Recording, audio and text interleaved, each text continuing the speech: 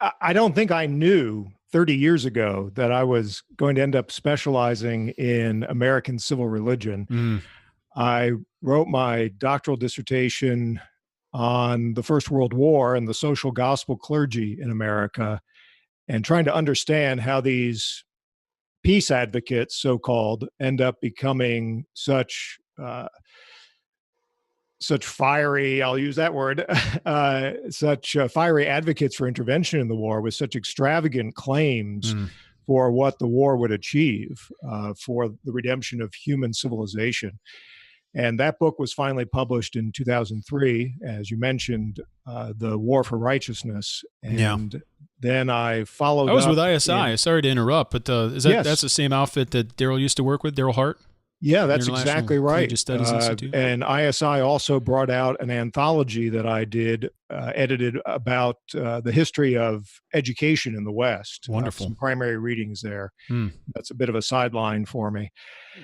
Then in 2012, I brought out the book In Search of the City on a Hill, which re-examined the origin of the phrase city on a hill, went back and looked at John Winthrop and the Puritans and looked at his appropriation of the Sermon on the Mount and how that actually made its way into American political rhetoric.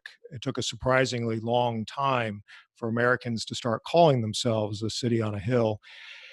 And that reflects my interest. I don't know the German phrase, probably you do, but there's the type Not of history anymore. called reception history.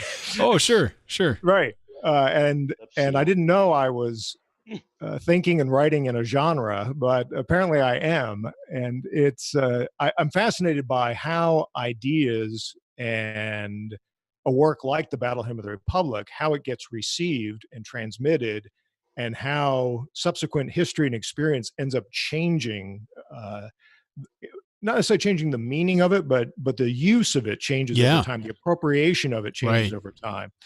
And one of the things I say at the end of this book is our tendency as historians, especially of American religion, especially evangelical historians of American religion, they ask the question, what did the Bible do to America?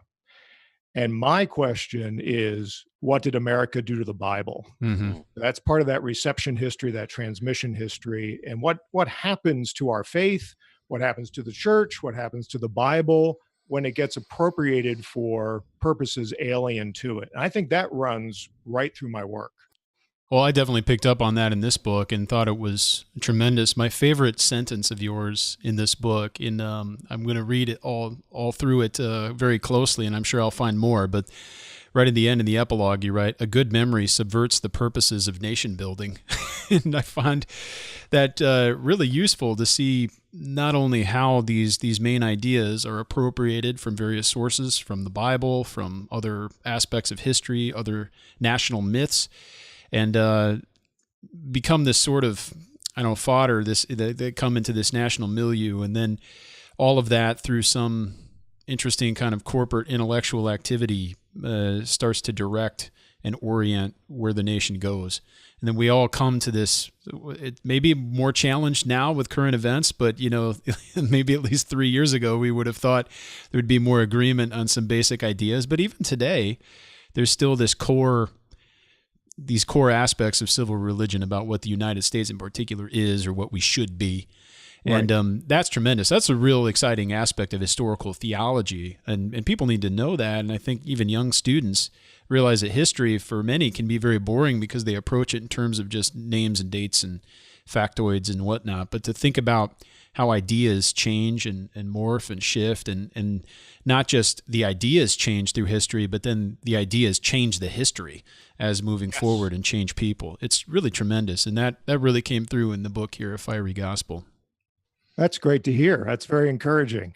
I sometimes joke that I want to make the battle hymn unsingable. Yeah. Well, I've heard some renditions that were unsingable. Unsingable, yeah. Unlistenable. Oh, that's true. That's true. Well, If I could just tell a personal please. anecdote here about the not, I want to say the practical side of what I've been researching over the years, but I actually came into the OPC because of my research.